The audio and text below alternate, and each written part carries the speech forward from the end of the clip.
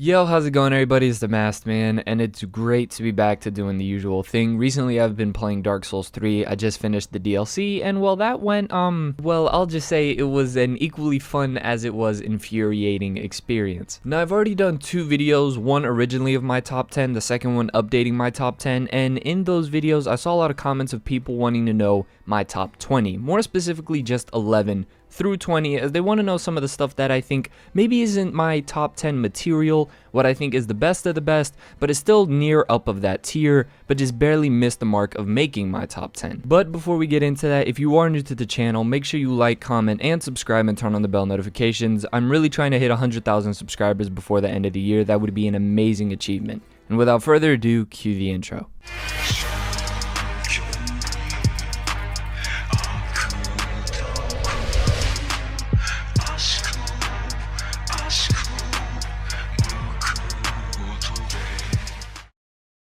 Now, in my original top 10, I had a tie at my number 4 spot, so if I were to remove the tie and actually list them out in their proper order, the list would go as such from 10 to 1. One Piece, Kingdom, Attack on Titan, Villain Saga, JoJo's, 20th Century Boys, Monster, Oyasumi Punpun, Vagabond, and, well, at number 1, Berserk. Now, originally on my list I had Hunter x Hunter at 10, but because at my number 4 I did have the tie between Monster and 20th Century Boys, and here I'm actually listing Monster at 4, and then 20th Century Boys at 5, that means Hunter x Hunter gets bumped to number 11. So consider this list more so actually my number 20 through 12, since you already know what number 11 is. And so we might as well start as what I would have at number 20. Now at number 20 I have the original Naruto. Not Shippuden, I'm just talking about Naruto Part 1. Don't play me now.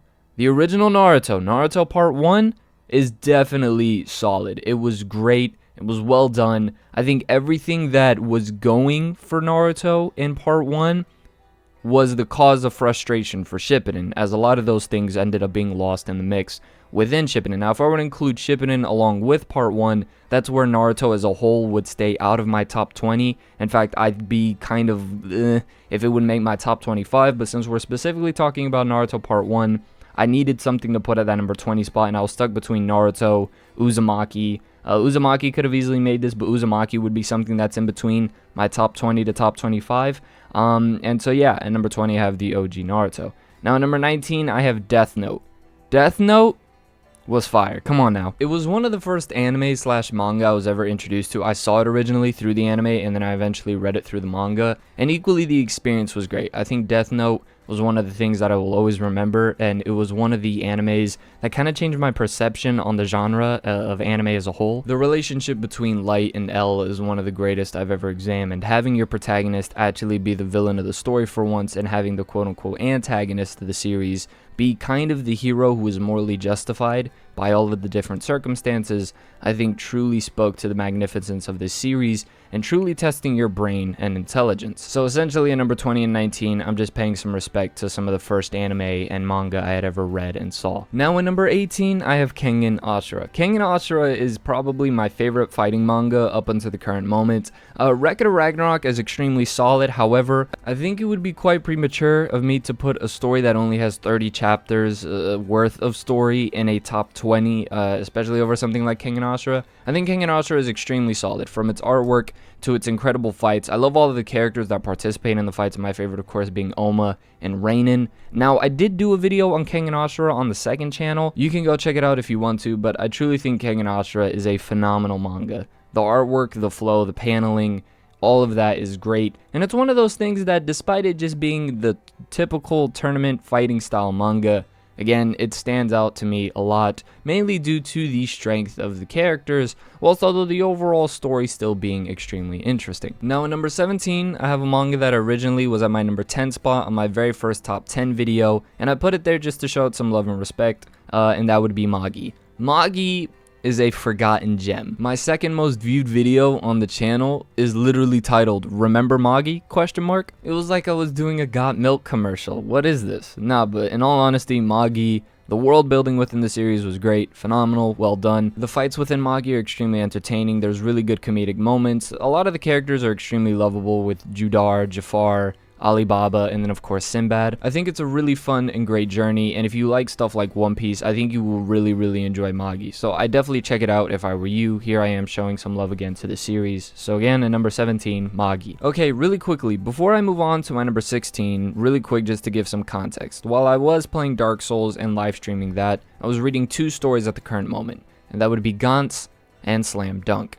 And at number 16, I have Slam Dunk. Look, I know this kind of goes without saying, but I am a sucker for good artwork. And I think it truly matters when it comes to a manga. I mean, it is a visual media, and I think the artwork matters a lot. Now, of course, not as much as maybe story and narrative and the actual characters within the series. But when you have solid characters, and then you have great artwork, I mean, come on now. Also, this is a sports manga, so it's not really like you can kind of quantify its quality the same way as you could something like One Piece or Berserk, if you get what I'm saying. And there is also some bias with this one, as even though soccer or football is my main sport, basketball has always been a secondary sport and I love it a lot. Hashtag Houston Rockets for the win. Anybody else Rockets fan? No? Nobody? All y'all just Lakers and Clippers? Bunch of bums. Point is, I'm really enjoying this manga and I can't wait to read more of it. So Slam Dunk, along with another one you're gonna see higher up on this list, are ones that I think are very much having the potential of reaching the top 10 and knocking some of the things that I have in my top 10 out of my top 10. So now we move on to number 15. Now number 15, I have One Punch Man. One Punch Man was originally in my top 10.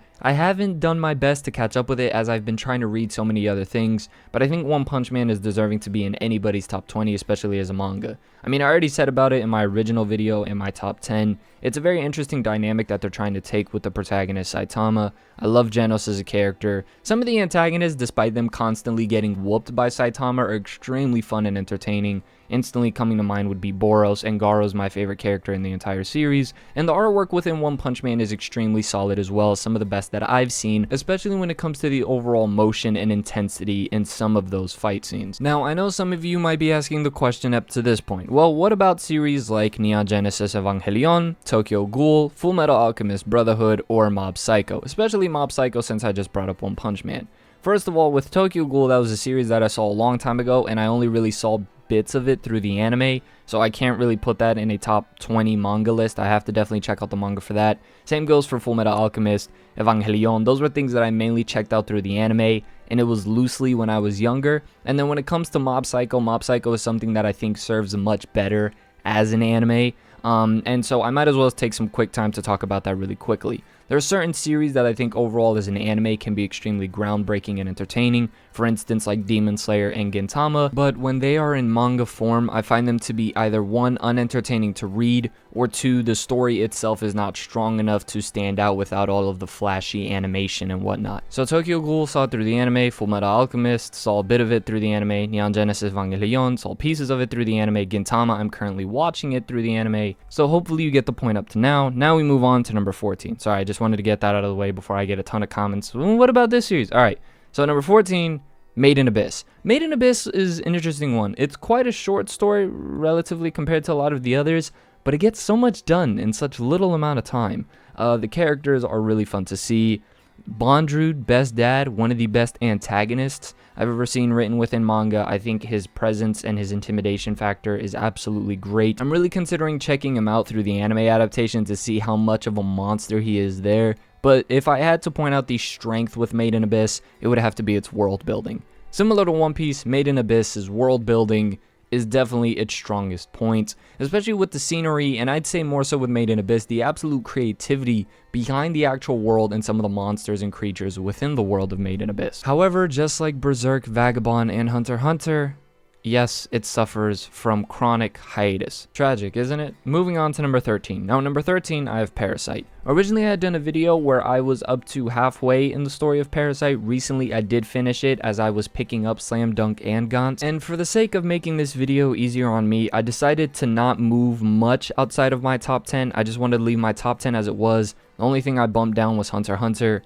But Parasite, along with the next story, are very close to knocking a few things outside of my top 10.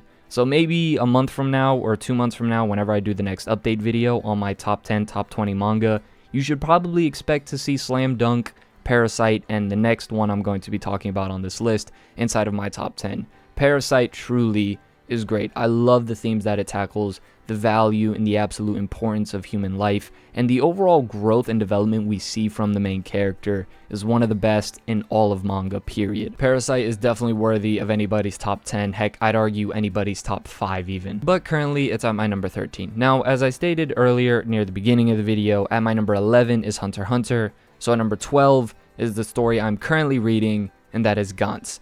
Gantz is a very weird one, and I don't want to get too much into it because I want to save that for my own video when I fully finish it and catch up. Now, currently, I'm on chapter 257 of Gantz, and the story... Okay, look, I'm going to repeat this in the video I do eventually when I talk about Gantz, because I'm currently scripting that out and whatnot. I'll probably make it a collab video with, like, Real Life Ryan, who just did his own series on it. But if I were to kind of describe Gantz, Gantz is kind of like a house with, or like a beautiful building with really strong pillars, and those pillars being the primary characters of the series. The pillars are solid, but the actual floor and foundation is a little bit shaky. So essentially, Gantz is one of those things where the characters themselves, at least the main ones, are really solid and whatnot. The side characters, some of them are, I'd say they're hit or miss, especially with the female characters. A lot of them are miss for the most part. And overall, Gantz is one big edgelord fest. So of course I love it. The artwork in Gantz is also superb, some of the best in all of manga, and so again, this is a story that maybe as I continue it, unless the ending is atrocious and really drops the ball, I can see Gantz eventually making my top 10. It's just a little bit shaky here and there to the point where I can't really put it in my top 10 yet. And so there it is, my top 20 manga. So again, if we were to put it all into order, we have the original Naruto, then Death Note, then Kangen Asura, Magi, Slam Dunk, One Punch Man, Made in Abyss, Parasite, Gantz, Hunter x Hunter, One Piece Kingdom, Attack on Titan, Vinland Saga, JoJo's, 20th Century Boys, Monster, Pun Pun Vagabond, and Berserk. Hopefully you enjoyed seeing what my list was. I'd love to know what your list is down in the comment section below. Not gonna lie, I look at some of the lists and it gives me a lot of great recommendations and suggestions when I see a lot of repeats within those lists. Some other lists I just automatically respect for how, like, I mean, it's a really solid lineup, and then other lists give me a slight heart attack, but I'm pretty sure those are just some people trolling. Again, if you are new to the channel and you did enjoy this video and you want to see other content on the channel, again, make sure to like, comment, and subscribe, turn on the bell notifications, and as always, this has been The Masked Man. Hope everyone has a blessed rest of the day, and peace.